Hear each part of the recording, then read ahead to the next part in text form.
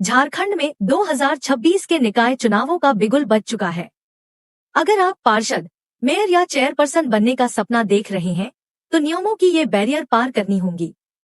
राज्य चुनाव आयोग ने हाल ही में खर्च सीमा को 25 लाख रुपए तय किया है और आरक्षित सीटों पर जाति प्रमाण पत्र अनिवार्य है। यह रिपोर्ट झारखंड नगरपालिका अधिनियम 2011 और नवीनतम अधिसूचनाओं पर आधारित है, जिसमें पात्रता से लेकर चुनाव व्यय तक सब कुछ शामिल है। 2 बच्चों की नीति और कर क्लियरेंस जैसे नियम अब और सख्त हैं। पात्रता मानदंड। झारखंड नगरपालिका अधिनियम 2011 की धारा 579 के अनुसार उम्मीदवार का नाम नगरपालिका मतदाता सूची में होना चाहिए। आरक्षित सीटों के लिए अतिरिक्त शर्तें लागू हैं। न्यूनतम आयु 21 वर्ष। इससे कम आयु पर अयोग्यता धारा 18(b). नागरिकता भारतीय नागरिक होना जरूरी धारा 18(a). आरक्षित सीटें SC, ST, BC या महिला आरक्षण वाली सीटों पर उम्मीदवार उसी कैटेगरी का होना चाहिए।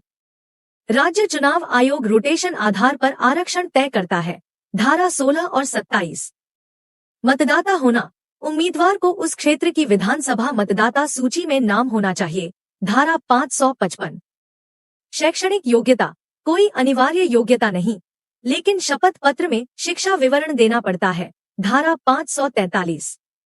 एक उम्मीदवार वार्ड सदस्य और मेयर चेयरपर्सन दोनों पदों पर लड़ सकता है। अयोग्यता के आधार। धारा 18 में अयोग्यता के कई आधार हैं। इनमें से कोई भी लागू होने पर चुनाव लड़ना या पद संभालना असंभव।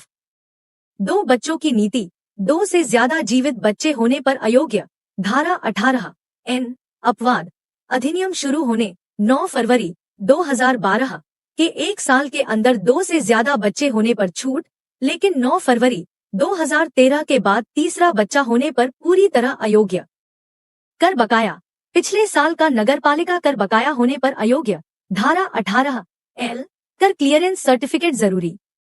आपराधिक रिकॉर्ड 6 महीने से ज्यादा सजा, राजनीतिक अपराध छोड़कर या फरार होना धारा 18(h). सरकारी सेवा सरकारी या लोकल अथॉरिटी की जॉब में होना धारा 18(c). अन्य दिवालिया, मानसिक अक्षमता, भ्रष्टाचार 6 साल तक अयोग्य या 3 लगातार मीटिंग्स से गैर हाजिर धारा 18(o). दोहरी सदस्यता विधायक, सांसद या पंचायत सदस्य होने पर 15 दिनों में एक पद छोड़ना धारा 18। अयोग्यता पर राज्य चुनाव आयोग फैसला करता है।